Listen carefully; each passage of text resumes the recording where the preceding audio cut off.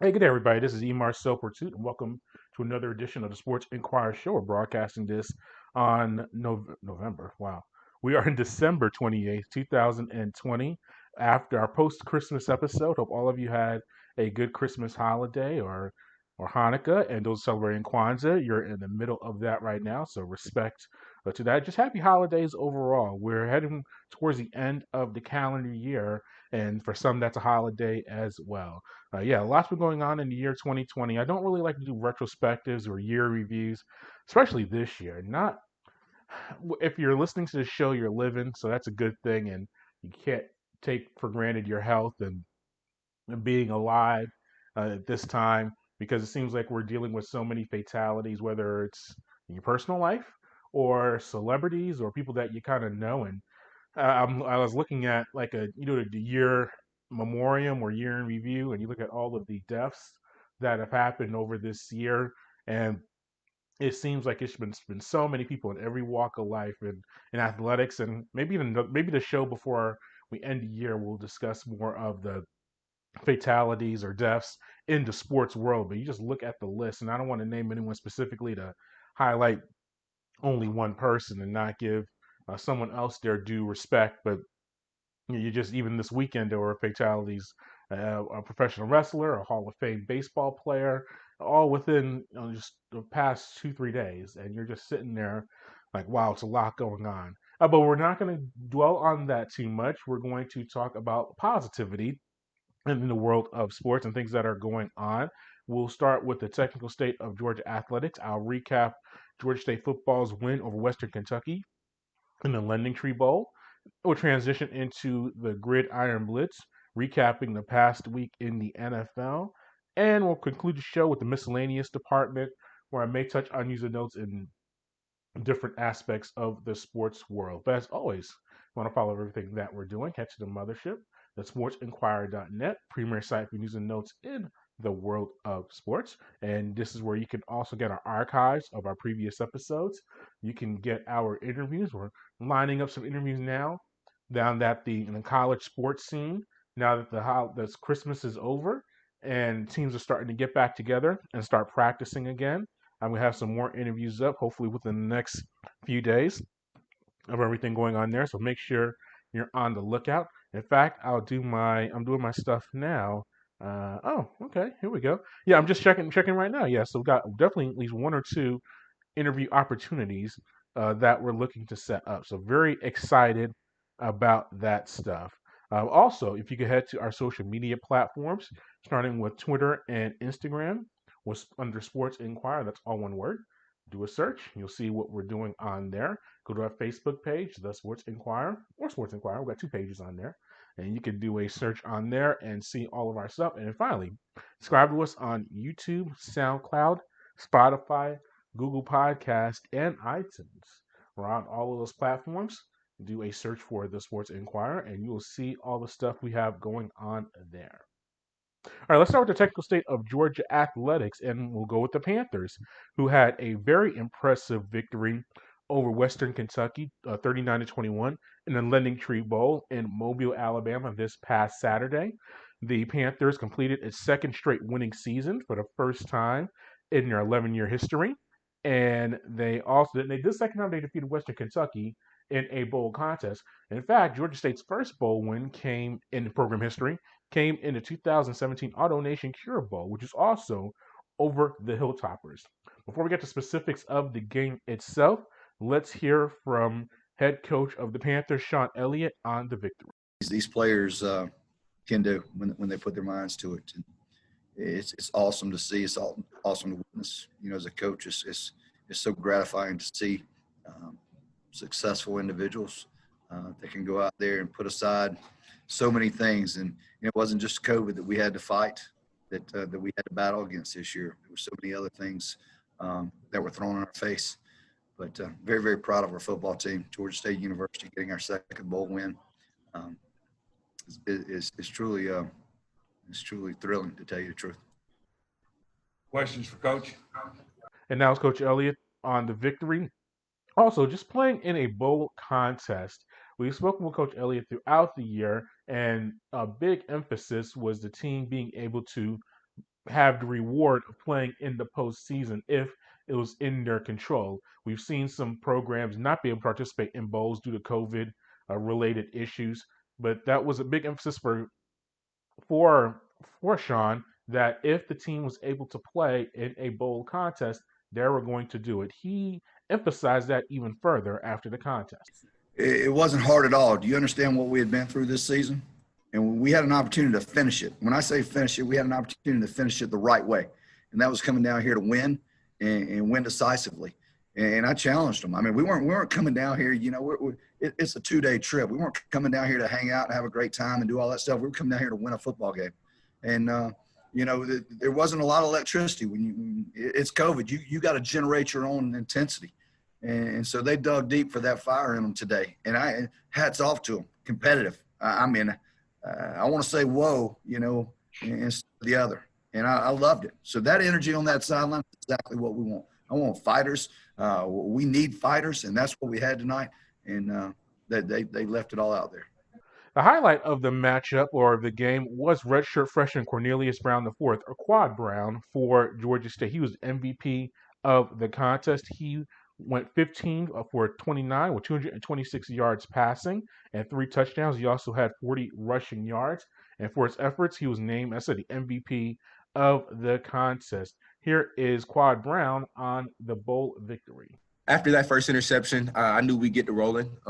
Whenever you have guys like Sam Pinckney, whenever you got guys like Cornelius McCoy, guys like you got 2 great tight ends, Roger Carter and Aubrey Payne, they picked me up. They made sure I didn't hang my head. They never lost confidence in me. Coach Elliott came and pat me on the back. He said, okay, you're ready now.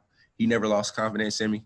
My OC continued to call the game wide open and continue to, call things that were working no matter the circumstances, even though I had that first interception. So I knew guys would make plays, and I just knew if I did my job as far as distributing the football, then somehow, some way, eventually we'd break open, and that's what we were able to do. And it's really been a tremendous development for Georgia State football to have Quad Brown replacing Dan Ellington, arguably the most productive quarterback in history of the program. He graduated, and there were questions of who was going to be the starter during the spring, an abbreviated spring, due to the COVID-19 and cancellation of spring and limited summer training. And there was a definite question of who was going to be the starting quarterback for Georgia State. We knew about Quad Brown because he was a redshirt, so he was in the program. He was a redshirt freshman, and so he didn't get playing time at all. So we were unsure of it. But you saw from the very first contest against Louisiana that he had a special talent and that he could be a guy that developed, and he turned himself into an all-conference selection. And here is Coach Elliott about Quad Brown and his evolution through the 2020 campaign. Yeah, we started the game off, man, I was hot. I was hot early. I told him, I said, you can't win the game with one play. Let's just take what we can get. And he came back and just delivered a masterful performance there.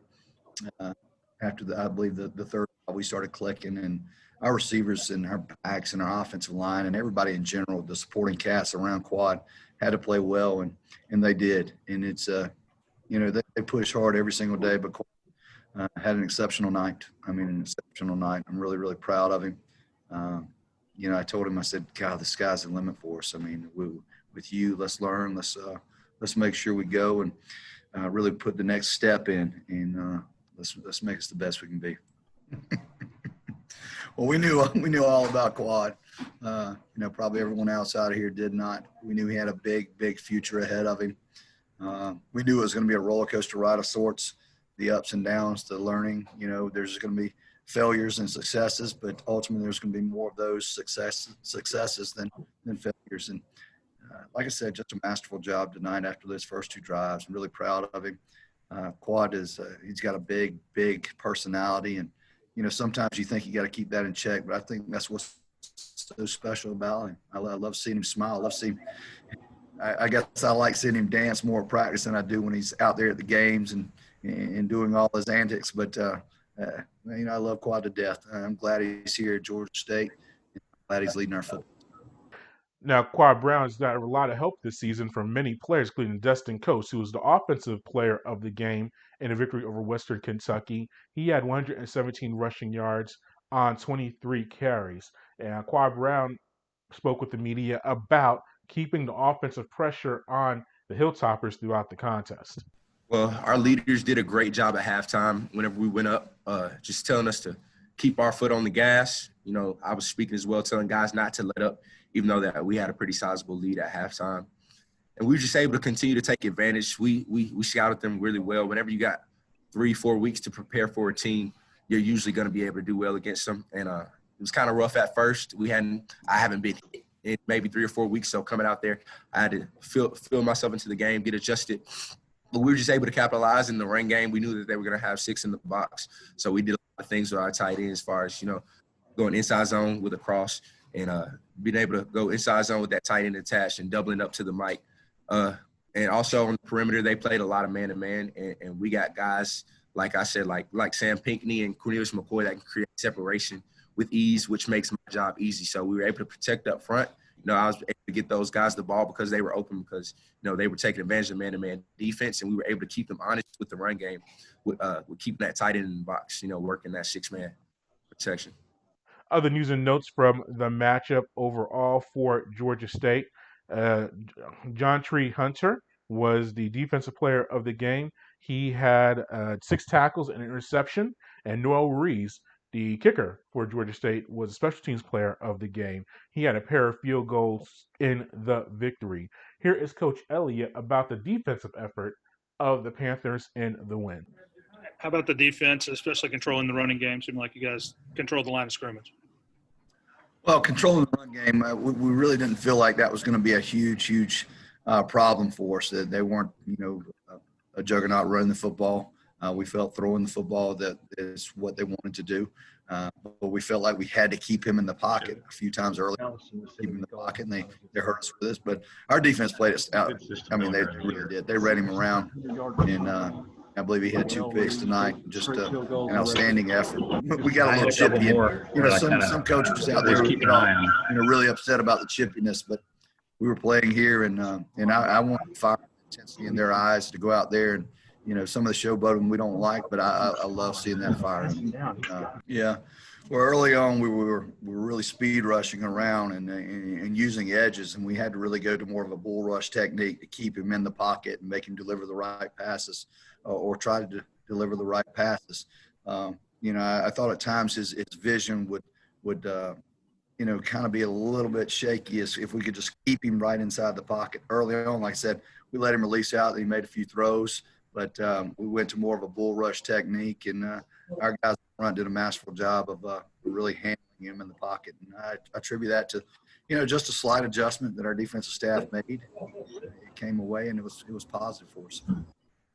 And we'll wrap up our recap of the contest with Coach Elliott once again. And this was about the team being 2-2 in bowl games overall, and a 2-1 mark under him, and what this victory meant for the program and all the adversity that they've had to go through. I know personally, doing some side work in my various endeavors, being tested for COVID is not a fun scene.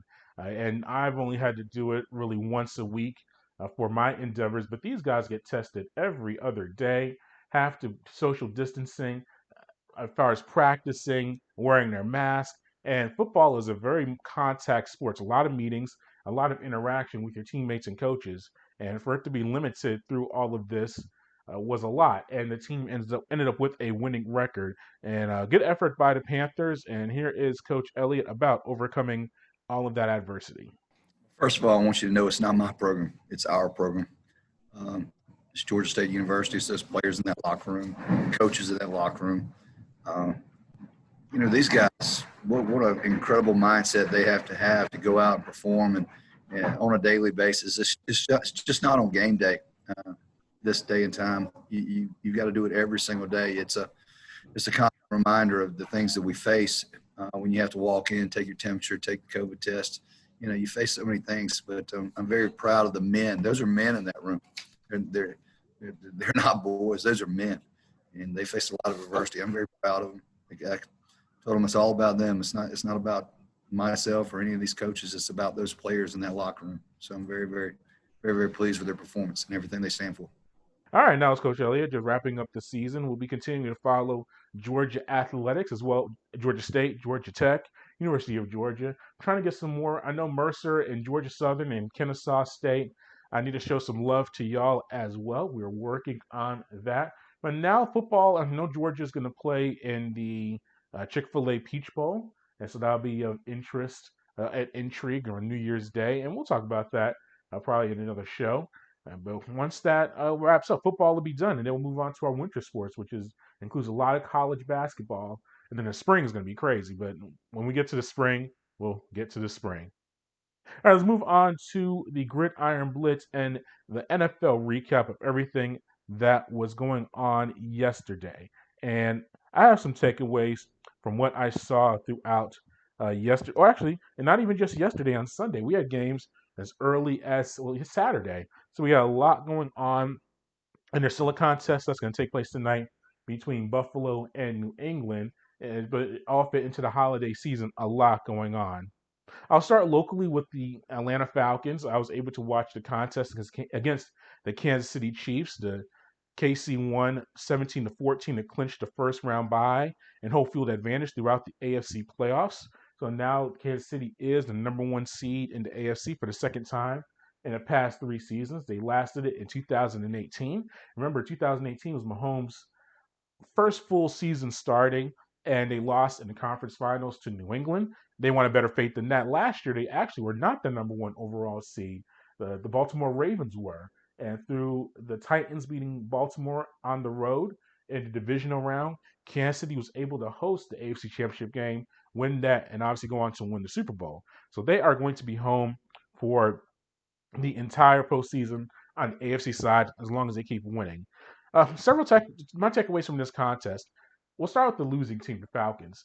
It's a unique dynamic going on here in Atlanta with their supporters. They're, they have, but they've been successful over the past few years making the playoffs, obviously being a Super Bowl participant a few years ago. But you look at just the deterioration of the team over the past few years. Now they ultimately released Dan Quinn as head coach and Dimitrov as the general manager. And you're turning the page, it looks like. You're going to have a new GM, a new head coach. Raheem Morris is not going to stick around as he's interim head coach right now. He's not going to last. So you're going to have a rebuild for Atlanta. But will you really have a rebuild? What happens to Matt Ryan? What happens to Julio Jones? Your two most expensive players who are probably on the tail end of their primes. We've seen Matt Ryan struggle with the deep ball, which has really been a lot of his career, but he lacks consistency in throwing the ball. And you're going to look at the numbers. He got a lot of completions, 300 plus yards yesterday, but still just not able to improve on what the team is trying to do. And then Julio Jones struggling to stay on the field. Injuries have really cost him this entire season. In essence, it's just a lost season for him. But he's a receiver dealing with leg issues, and he's reaching his 30s. That's not a good sign. And so you have to figure, but then you look at their contracts and the amount of money that they make, it's going to be very difficult to move them. So they're going to stick around. So how are you going to? And they have some salary cap issues. So what's the best way for a team that's going to have a new front office and a new head coach to build? It's through draft picks. And while you're in the contest and you're watching your team, and the Jets are dealing with this right now. We'll get to the Jets a little bit later on. When your team is actually playing, you want to see them win. It's very tough to root for them to lose because as a fan or supporter, you're emotionally attached to your franchise. You're attached to those colors, that logo, and you want to see them win. But if you're not in a spot to be in the postseason and be in the playoffs, and you're not gonna do, honestly, there's between 4 wins and 6 wins in the season is really not that much for on the outside. What do you do? Now, the coaches and the players, they're not going to tank. It's very rare that you're going to see a team, as far as the players and the coaches themselves, throw away games. The reason for that is manyfold, especially in football. Football is a hard sport. I don't know if you've ever played football or had a family member play football. It is a tough, hard sport. And if you're not going to give your full effort, it's even worse.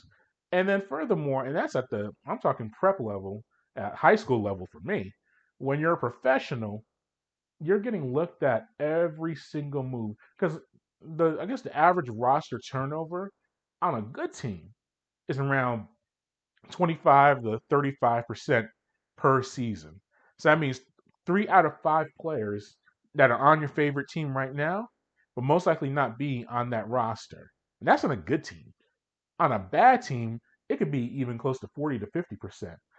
As I said, outside of Matt Ryan, Julio Jones, Grady Jarrett, probably Terrell, the rookie corner, no, everyone else is expendable on that roster in some way or form. Now, and they're not going to get rid of everybody, but don't get too comfortable with that. Your favorite offensive lineman or your linebacker on that team. So, because there's and Calvin Ridley too. I gotta mention Ridley because you look at that and everyone else on that roster. There's a chance that they may be moving on to another franchise.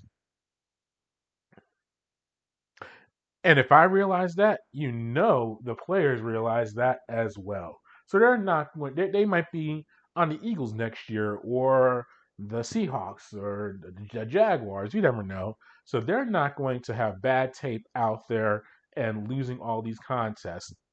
So I never get mad at the players or the coaches. Coaches, same deal. If you're on that coaching staff, you want to be a DC somewhere else, or maybe a head coach or an assistant coach, maybe a high school level, college level, professional. You want to be a coach somewhere next season.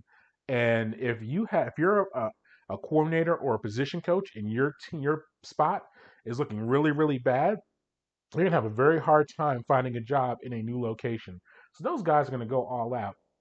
I understand all of that. So to see the Falcons put up a tough fight against Kansas City was not a surprise at all. I think with Kansas City right now, I would not say I won't say they're bored, but I think that you can only play at a high level for so many contests. And I think their past 25 games, they're 24-1 if you include all contests. I mean, they're not every game is going to be 35-3. They're not going to blow out every single team.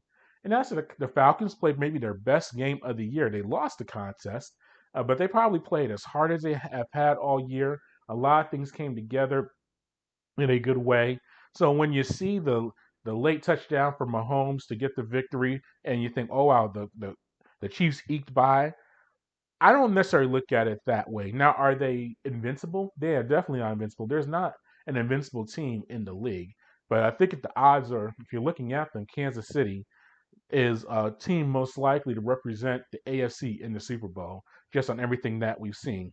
Now, a big part of that has been Travis Kelsey. He had 7 catches for 98 yards and a touchdown. He now has the most receiving yards in an NFL season for a tight end. He's at 1,416. He also has 105 receptions this year, and he is only the second guy, actually the first tight end in NFL history with more than 100 receptions in a season. In 2018, he had 103. And he's still in line to be the yardage leader and I think catch leader in the NFL. Now, we'll see what happens next week, how much he plays, with the Chiefs achieving everything that they needed to in the regular season. But just a big effort by him. And this is where you get into the MVP argument with Mahomes. And we'll get to Aaron Rodgers a little bit later because those are looking like the two main guys. I look at Kansas City, and Mahomes, he is tremendous. He is on pace to be an all timer. But man, you look at the weapons. You look at Hill and Kelsey, first team All Pro tight end and receiver. You look at the solid offensive line. Eric Bieniemy and Andy Reid, maybe the top combo offensive minds in the NFL. It is a tremendous roster. You got Sammy Watkins and Hartman as far as the other receivers for Kansas City. It is a very, very good unit. So you say to yourself, who are some teams that could challenge them in the AFC? Pittsburgh looked like the team that could be the challenger earlier in the season, won their first 11 games, but then they lost 3 consecutive contests, including that bizarre Monday night tilt at Cincinnati. We all know about the Juju Smith-Schuster dancing on the logo and just having a bad night overall. And it looked like Pittsburgh was going to have another bad night against Indianapolis yesterday, trailing in a major way by 17 points in the first half. But they found their way to win the contest 28-24. So they clinched the AFC North. First time they've won it since 2017. So now they are in a very solid position. Now they're gonna have to contend with Buffalo for that number 2 seed. Now they won't get the bye because remember only one team in each conference gets the bye, and Kansas City has that mark. But just a very big night for Pittsburgh to win that contest. And T.J. Watt had 2 sacks in the contest. So now the Steelers had 52 sacks this year. They're the first team since the New York Giants from 1985 and 1988. And we know what their staff was because that was one of my favorite teams. Carl Banks, Lawrence Taylor, Harry Carson. He really wasn't much of a wrestler, Hall of Famer, but linebacker. Reasons they had basically it was the LT show, of course. But with Belichick and Bill Parcells being the defensive masterminds behind that.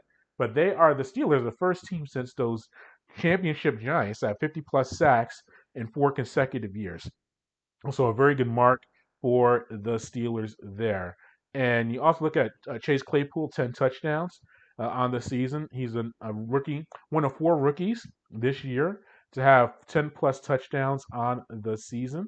And so a very good, he's alongside Antonio Gibson of Washington, Jacksonville's James Robinson, and Jonathan Taylor of Indianapolis. Those 4 guys have 10 or plus TDs on the season as rookies. So that's a very good mark for them. But yeah, if I look at Pittsburgh, and you saw in the second half, they started throwing the ball down the field. I don't know if it was Roethlisberger vetoing some play calls and throwing it deep because Indianapolis was playing them short. And that's what we've seen a lot of teams when they approach the Steelers playing the short passing game. But they were able to throw it deep. And the running game is not, I know Connor had a touchdown run, I believe, yesterday.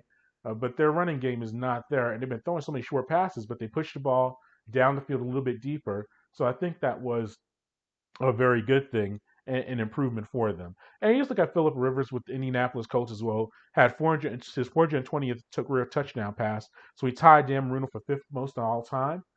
But you just saw in that contest, Rivers is going to make a mistake, and sure enough, threw a late interception that sealed the game for the Steelers. We're going to see what happens with Indianapolis because they are in line to maybe not even make the playoffs with a double-digit win season. And I don't know where they're going to go in the future with that, but I'm just very intrigued by what we're seeing there. All right, some other notes from around the league as far as playoff picture goes. New Orleans Saints, they defeated Minnesota 52-33. They clinched the NFC South division for the 4th consecutive season. Seattle won their first NFC West title since 2016 with a 29 victory over the LA Rams. Tampa defeated Detroit 47-7 to clinch their first playoff berth since 2007. I know we talk about long playoff droughts, and Buffalo broke a 20-plus drought 2 years ago, and Cleveland, they're trying to break one that goes back, I think, to 2001. But man, you're surprised with Tampa, a team that's had a lot of talent go through those doors. First playoff appearance since 2007.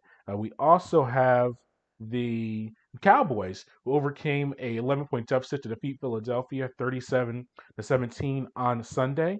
So that's the 42nd time this year a team has come back from at least 10 points down in history this year, and that's the most through 16 weeks in NFL history.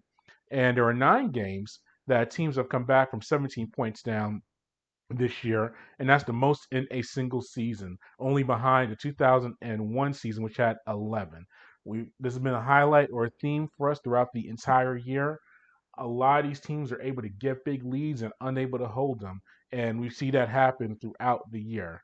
Let's see. Justin Herbert, he had 253 yards passing and 1 touchdown in a victory over Denver. So he is now the all-time rookie holder. He holds the record for the most touchdown passes by a rookie with 28. And he also has 4,000 passing yards, and he is only the 4th rookie to throw for 4,000 or more yards in the season, joining Andrew Luck, Cam Newton, and Jameis Winston. And Andrew Luck has 4,374 yards. So if Herbert is in range to maybe get that, he's going to have a big regular season finale, throw for 300 yards to more than 300 yards. So, matter of fact, he has to throw for 330 yards to match Luck, which is possible if he gets hot and gets things going. But very good rookie campaign for Justin Herbert for a Chargers team that isn't winning much, but has a bright future. You have Lamar Jackson. He had 2 TD passes and had 80 rushing yards in the victory. And the Baltimore's kind of an interesting team as well. If and we've been saying all year with the same deal. I think last year spoiled Lamar Jackson for all of us because he's putting up some very good numbers. But I think that two things. One, you have three things. One, you have guys like Mahomes and Rodgers, guys that we're familiar with, and we that good storylines. You have Mahomes trying to repeat as Super Bowl champion. You have Aaron Rodgers during the offseason. They drafted a quarterback in the first round. What's going to happen there? And those guys responded in a great way. So storyline wise, you've kind of forgotten about Lamar Jackson. I think secondly, the team is not as successful in win-loss record as they were last year. Remember, they had the best record in the AFC last year. So they were winning a lot more, and that gives you more attention. And thirdly, we are looking to see what Lamar Jackson does in the postseason. He's had a lot of regular season success, unanimous MVP last year. But we saw what happened in that playoff game against Tennessee last year. We saw in his rookie campaign him struggle against the Chargers in the playoffs. We're kind of waiting to see what he does in the postseason. And that's taken away from his regular season big focus. But he has put together a very solid year. Ezekiel Elliott, he had 139 of scrimmage yards in the victory for the Cowboys. So he now has 1,256 scrimmage yards and 7 touchdowns this year. So he's the fourth player in NFL history with at least 1,200 scrimmage yards and 7 TDs each of his first 5 seasons in the NFL. He joins Hall of Famers Randy Moss, LaDainian Tomlinson, and Ricky Waters. He's not a Hall of Famer, but very, very close to a Hall of Fame career. Look the numbers up. Waters was no joke, running back for the 49ers, Eagles, and the Seahawks. We know Elliott has had an up and down season, but he put together the best game of his year for Dallas in that victory over Philadelphia. You're looking at Dallas, and they're another team. If they end up winning winning the division, they're going to be a very tough opponent at home for anybody because they have so much talent on that roster. Obviously, Dak Prescott not being there is a hurt factor for them. And Andy Dalton, I think, has done a solid job as the backup, but he's not as good as Dak Prescott. If Prescott was involved, they might be a conference championship contender, but he's not there. He hurt his leg. But you look at Dallas and the talent they have on both sides of the ball, they could put it together for a game, and they're a very dangerous team if they find their way into the postseason. And want to show some love to Frank Gore, who's probably playing his final NFL season. He now has 16,000 career rushing yards. He got that mark in that victory over Cleveland. Emmett Smith, Walter Payton, only other guys with that many yards rushing. I mean, I don't know how, those are two, maybe the greatest running backs of all time. And Gore is now number 3 in all time rushing yards. He's going to be in Canton as well. He's going to get his gold jacket. I don't understand. People are saying he's not a Hall of Famer. Look, did he win a championship? No. Was he a transcendent talent? Arguable. But when you can last that long, some guys get in just for longevity. And I think Jackie Slater, the offensive lineman for the Los Angeles/St. Louis Rams. You played 20 years in the NFL at a high level, you're going to be in the Hall of Fame. Frank Gore, kind of the same deal. You play this many years, you put up that amount of yardage, you're a Hall of Famer. So respect to him because he's probably going to hang up the cleats at the end of this season. Just very impressed by his overall career. Jalen Hurts, even in the loss to Dallas yesterday, 342 passing yards and 69 rushing yards. Very interested to see what happens with him. And I'll put it this way: the numbers he's putting up puts him in line with Michael Vick and Lamar Jackson as far as passing and rushing combo numbers to start a career. So you have to respect that. I think that I think you have to move on from Carson Wentz if you're Philadelphia. And the Carson Wentz, he's already gone to the media and says he doesn't want to compete for a starting spot. He wants to move on to another organization. The numbers, we'll look at it more in the future, but it is possible, even with the release of Carson Wentz, if you keep Jalen Hurts at his rookie salary, and remember, he's a second rounder. He's not even getting first round rookie money. He's getting so it's kind of like Dak Prescott. So he's making hundreds of thousands while your dead money with Carson Wentz maybe 20, $30 million. If you're paying hundreds of so you in essence you're paying for the equivalent of a starting quarterback without Wentz being there. And there's some semantics to it when they cut him or trade him when they'll count against the cap. He's owed some bonuses, but I think the reality is you're looking at Hurts. You have to move on from Carson Wentz, and Wentz may go to Indianapolis, go to Denver, at Detroit if Stafford's time is done there, maybe New England, and he can go there. And he's still a young guy, still in his late 20s, and he can have a bounce back career and have a really productive few years on his mantle. But it's not going to happen with Philadelphia, just the way things are going. And if Jalen Hurts keeps putting together these numbers, you have to acknowledge that. And then we'll end on some other notable notes from Sunday. Deshaun Jackson had 81-yard TD reception on Sunday. So that gives him 5 receiving touchdowns of at least 80 yards. So he ties Lance Allworth, Bob Hayes, Jerry Rice, and Derek Alexander for the most TD receptions of at least 80 yards in NFL history. So respect to him for that. And the Chicago as well, a team that we looked at in the middle part of the year when they benched when they made some changes to their roster and benched Mitch Trubisky and put in Nick Foles. You're thinking what's going on there. But now that they went back to Trubisky, they've started to win again, and they are now putting themselves in a spot to be a playoff team. And another big part of that has been the play of Raekwon Smith. He had 2 interceptions and a fumble recovery in the Bears' 41-17 victory, and he joins Chad Greenway, Broderick Thomas, and Mike Vrabel to have at least 2 interceptions and a fumble recovery in the history of the NFL since 1990, really. So that's what you look at there, and those are some very interesting numbers. I'm trying to think what else is going on in the world of sports. I'm watching the high school football state championship games. I'm glad those guys are able to get a full season in with everything going on. And as we've been talking about COVID and everything like that, it looks like these guys are going to be able to get a championship games in. That's a very big mark for them, big mark for those young men and the coaches and those high school programs. So I think that's a very good thing. I think basketball, I'm talking about the NBA, we'll focus more on our next show about more NBA specific stuff. You have to be very careful looking at these first few games and thinking that's going to be the entire season for these franchises. I think you're going to see, in essence, this is paid. Well, they get paid in the preseason anyway, but I think the first month of the regular season is going to be preseason treatment for a lot of these franchises. They just came, especially teams that were in the bubble in the playoffs and made long runs. I'm thinking of the Heat, the Lakers, really, the Nuggets, conference finals, even semi quarterfinalists like the Clippers, Milwaukee, teams that were in the playoffs for a long time. They had a shorter off season.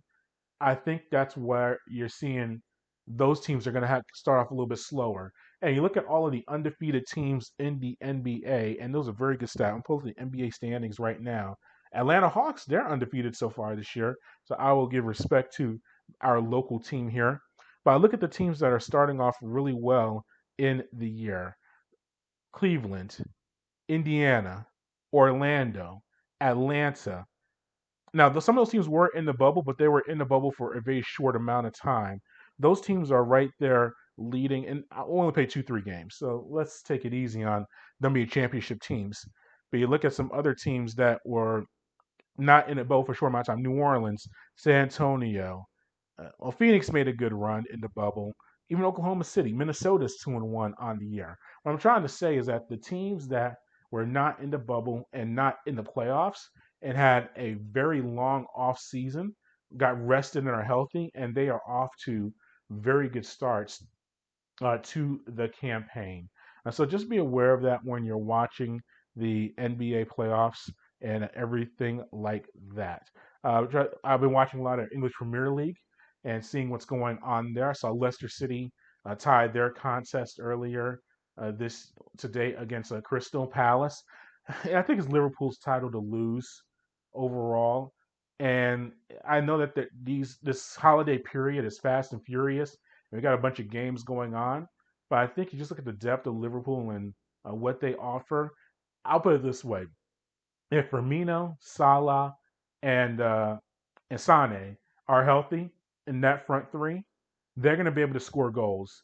And if they do that, they're going to put themselves in a very good position to win. But Leicester, credit to them as well, not as flashy of a franchise. We don't have Jamie Vardy, who's a very interesting personality, but Brendan Rodgers really brings a consistent force. And Schmeichel, he's maybe the top goalkeeper in all of the EPL. So you got a good goalkeeper in Vardy who could score goals for you. But I think that overall, you look at those teams, and I know that, and it's kind of like it's really become Manchester United. They're Jekyll and Hyde. Bruno Fernandes has been a good addition for them and giving them a little bit life up front, and with Rashford, you think they just lack scoring up front consistently. But I think you look at them. It's Manchester United. They're going to be interesting. Manchester City. I know their game today was actually canceled because of COVID testing. So we'll see what happens there. But it's still Man City. Pep's going to have them in a good position. But I still think it's going to be in Tottenham. Look, Jose Mourinho. I'm an Arsenal supporter, so to give Tottenham any respect is hard for me to say. But I like Jose Mourinho Day there, and with Kane and Son, they just. I know they're trying to open up a little bit more, but it's really an interesting dichotomy between Jose Mourinho. It's interesting because he's such a big personality and such a big presence, but his style of play is really more subdued. It's more about tough defense, counterattacking, things along those lines. But then you also have a team with that's what Harry Kane and Son and Christian Bale, Gareth Bale. Maybe Christian Bale could play for them, but with Gareth Bale, and that entire team up front, and so you think they'd be more offensive minded. So he's trying to balance that out and figure it out overall. But as I said, I think Liverpool, they're going to probably repeat as champions, and they're putting together maybe the best 3-year run in history of the league, of English Premier League soccer, and maybe overall. And look, I mean, we go back to the '60s with United and Liverpool. They've had runs, and Leeds has had some big runs. Good to see Leeds back in the EPL, by the way. Got to respect Leeds United. But as far as the English Premier League era, and I know Manchester United won all those titles under Alex Ferguson, and Arsenal with had the Invincibles where they went an entire season without a loss. But I think that if you look at 2 years ago, when Liverpool had 100 plus points and lost by only two to Manchester City. And then last year winning the championship. And now this year putting themselves in line for another title, two in a row. As I said, is maybe the best 3-year run of, at least in me following the EPL since the mid 90s, the best I've ever seen. All right, the best team ever. That's another debate for another day. But overall, you just look at that roster and all the things that I've had developed. Just tremendous run and tremendous effort by them overall. And that concludes today's show. Thanks for listening. As always, head to some of our social media platforms, head to the site itself first, thesportsinquirer.net. You go there, you'll be able to see everything that we're trying to do. Go to Facebook, Twitter, Instagram, search Sports Inquirer. You'll see all of our social media platforms. And then finally, subscribe to us on YouTube, SoundCloud, Spotify, Google Podcasts, and iTunes. And that'll be a great way to keep track of everything that we're doing. Until next time, good fight, good night, be safe.